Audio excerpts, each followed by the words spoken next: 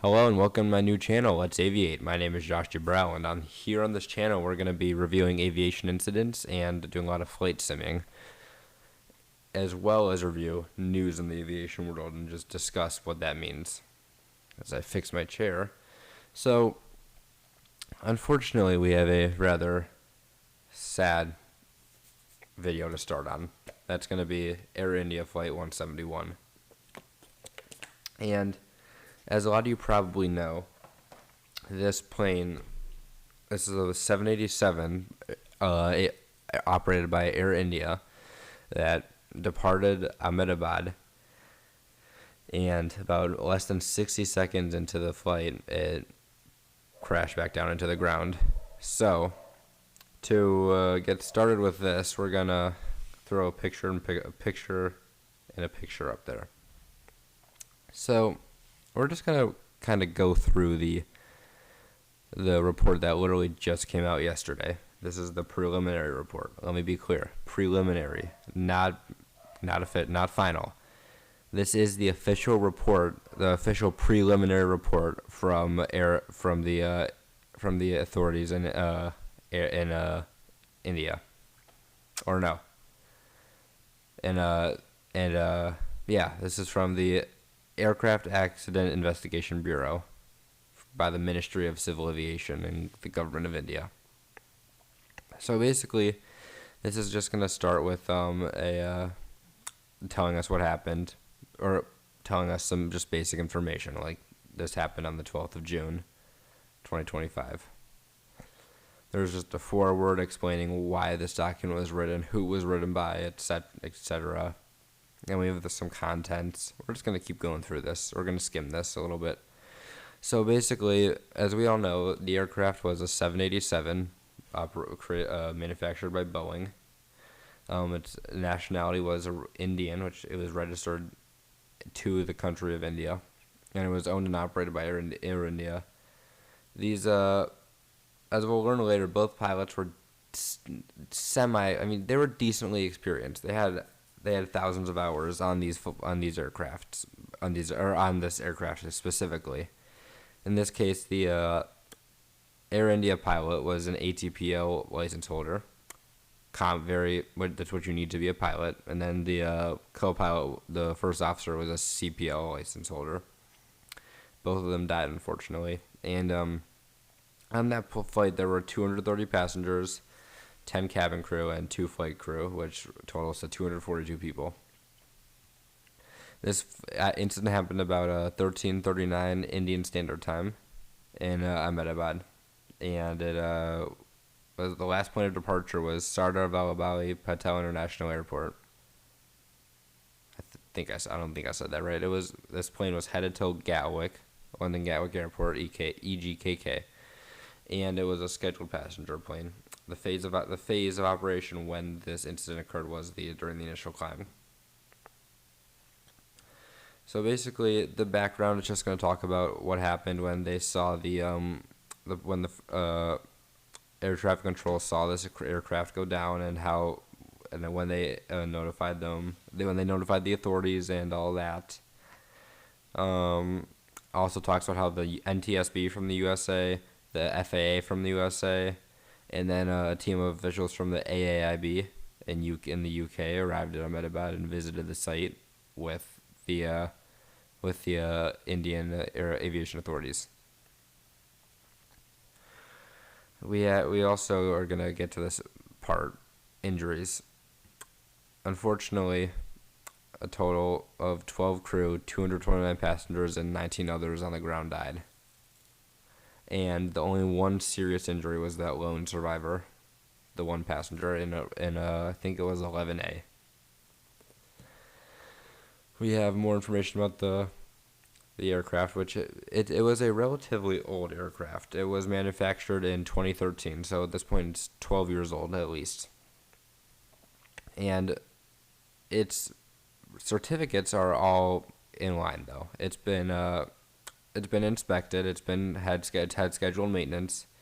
As we know, it had the GENX 1B70 engines, and the engines were manufactured a year before the plane was the aircraft was manufactured. The engines had about 33,439 engine hours, or yeah, something like that. Aircraft was inspected as it needed to be. Here's an important one. In December of 2018, the FAA issued a special airworthiness information bulletin, an SAIB, about the locking mechanism and the possible potential disengagement of the fuel control switch locking mechanism. However, this was made specifically for the 737 planes, Boeing 737s. However, the fuel switches are identical, if not almost identical, on both of those planes. It also talks about how that the suggested inspections were not carried out as the SAB was advisory. It was an advisory, not a mandatory action requirement. So they did not take action on those switches. Here's a picture of a bunch of the damages. As you'll see, that's where it crashed into the hotel, unfortunately. Right down here, we have the runway. And this is the wreckage site, so this is how far it made it. And then this is the wreckage site. That is without the debris in there, it looks like. Yes, that's correct. That is without the debris. Here's what it looks like with the debris. We have the aft. We have the right wing. The right-hand wing is around here. The tail and the ram air turbine. Some engines, fuel tanks, flight decks. It's all in line as if the plane were coming right down from this direction. And as we know, the aircraft was losing altitude. It initially made contact with a series of trees and an incineration chimney inside the Army Medical Corps compound before impacting the northeast wall of the Building A, which is going to be this building right here.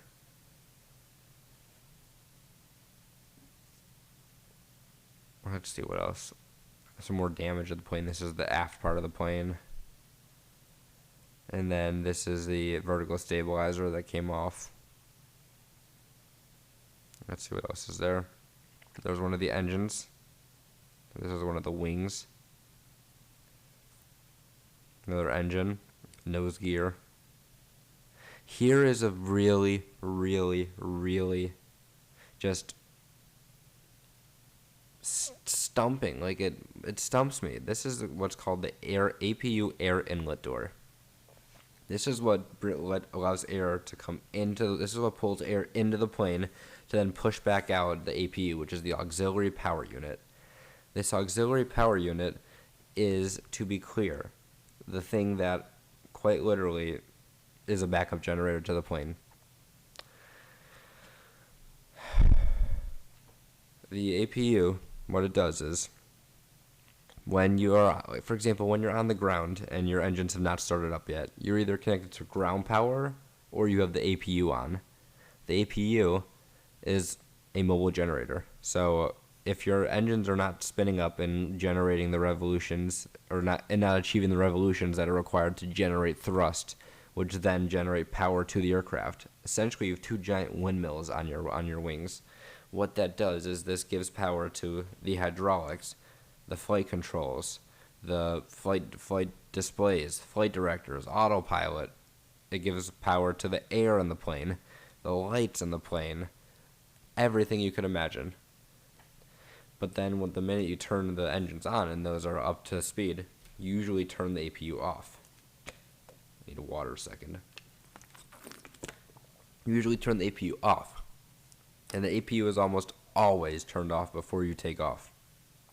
So why would the APU be on? Why would the inlet be open in a situation like this?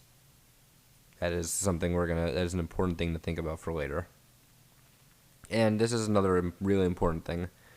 There were a lot of theories floating around a few weeks ago around this, stating that maybe the co-pilot or the pilot actually, because the co-pilot was the pilot flying.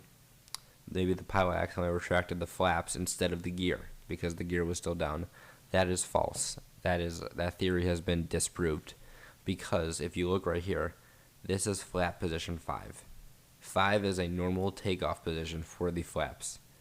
And it is also impossible to just grab this and pull it because there's those notches right there. You have to pull it up and then push it or pull it. So the flaps were in the correct position. Also, the gear handle was still down, as we all know. This is what it would look like in a cockpit.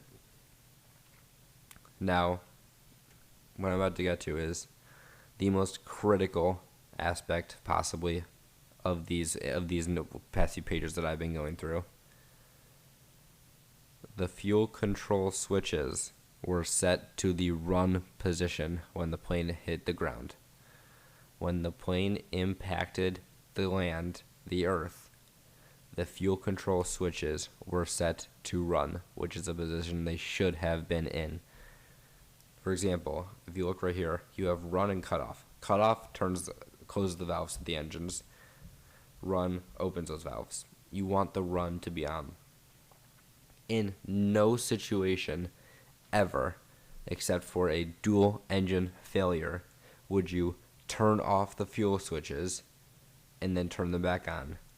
Just to be clear, the checklist for the dual engine failure states to turn it off and turn it back on immediately. There is no procedure that requires you that states in flight that you should turn the fuel control switch off and leave it off. And as I'm realizing, I haven't been showing you guys these pictures, so let me just go through quickly. This is the APU inlet door. This is the flaps picture I was talking about, flaps 5. Gears down. And these are the fuel control switches. What's also important about these is that you have to pull the switch up and back to move it. It is a spring-loaded switch. You cannot just switch it like your light switch. That is not how it works. Nope. So, in terms of the pilots, they're both decently aged.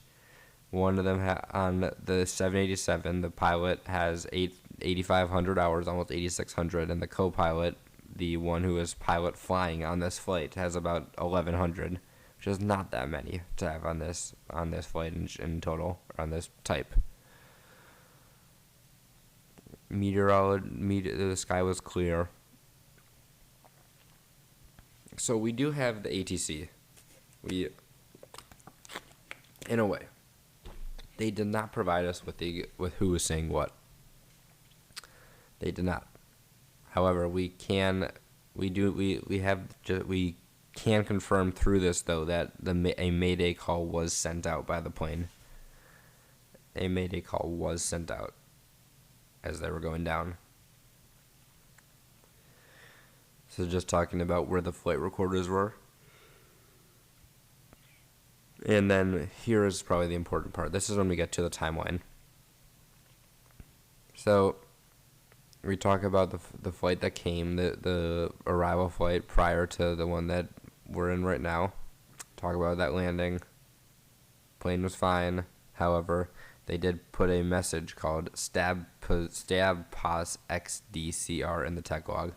The troubleshooting was carried out as per the flight instructor's manual by India's on-duty AME, or that is the FIM. I'm not sure quite what that is, but it was done what it needed to be done, and then the flight was scheduled to go the next day. They underwent the airport. They arrived at the airport early in the morning, underwent breathalyzer tests, and were all found to have no traces of alcohol in their system, and were fit to fly. There were 230 passengers on board, 15 of which were in the business class, and the rest were in the economy class, including 2 infants. They were under max takeoff weight, and the calculated V speeds were set to 150. Were calculated to be 153 knots for V1, V rotate is going to be 155 knots, which is when you start pulling the yoke back to ascend from the ground. And then V2 is 162 knots.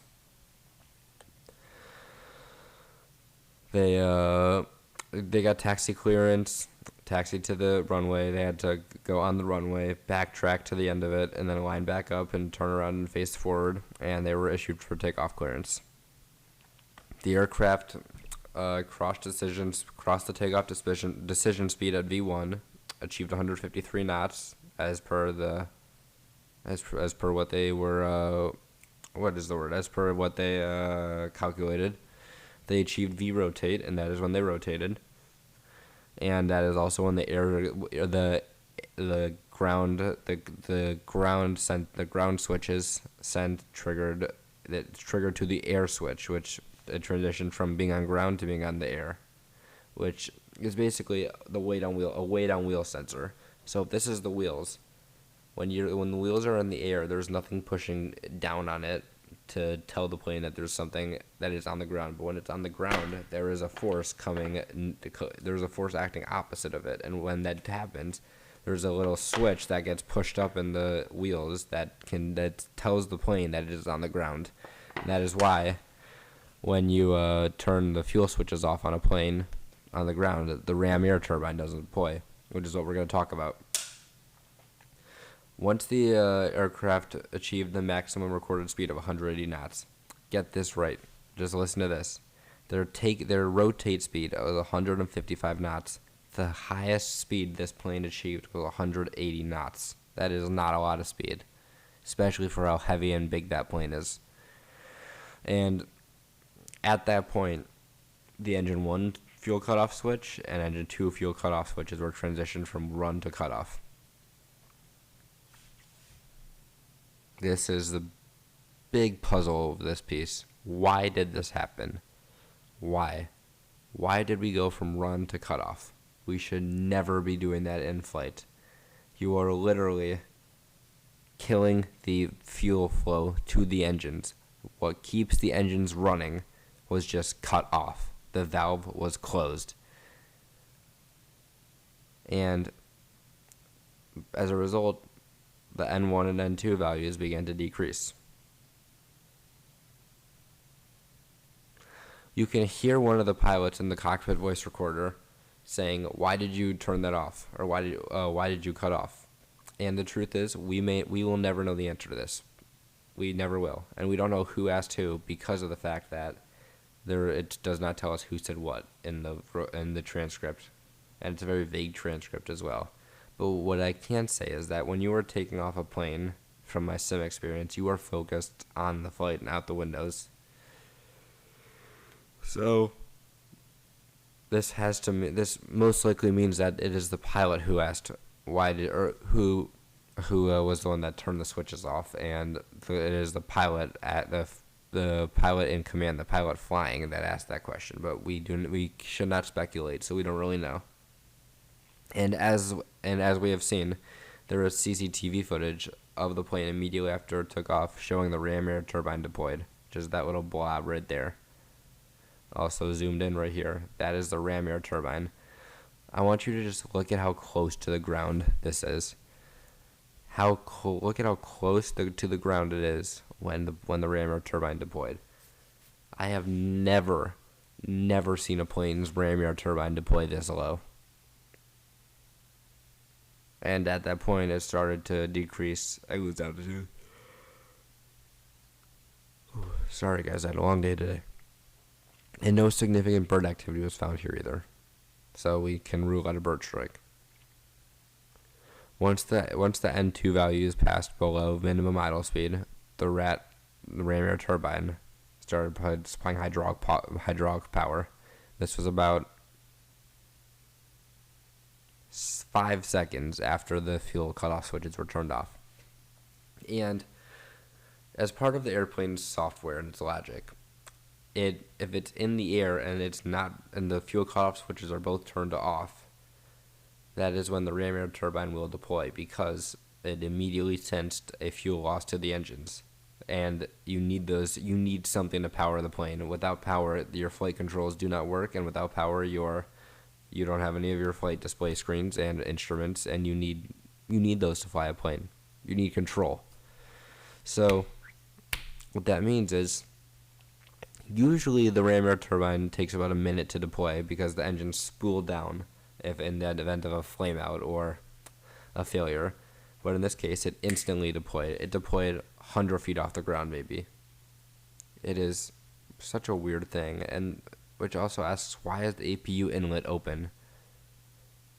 Is it part of the logic? Maybe it sensed it needed power. It's really interesting.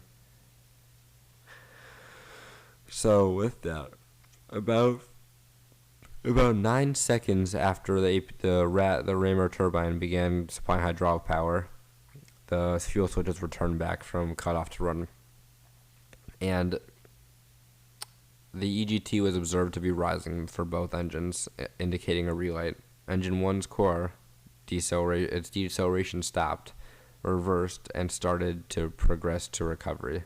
However, Engine 2 was able to relight but could not arrest core speed deceleration and reintroduce fuel repeatedly to increase core speed acceleration and recovery. So one of the engines got back to getting on the right track. However, it did not reach full power. It was still in recovery from being shut down. It's like when you shut down your phone.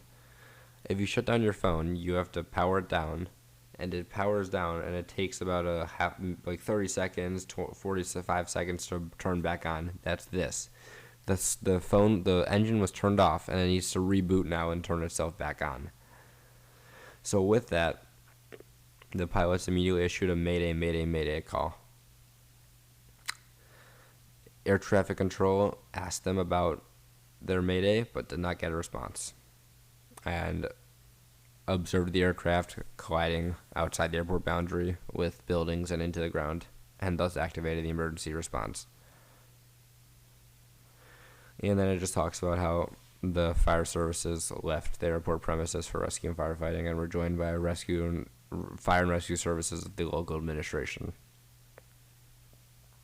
So that is basically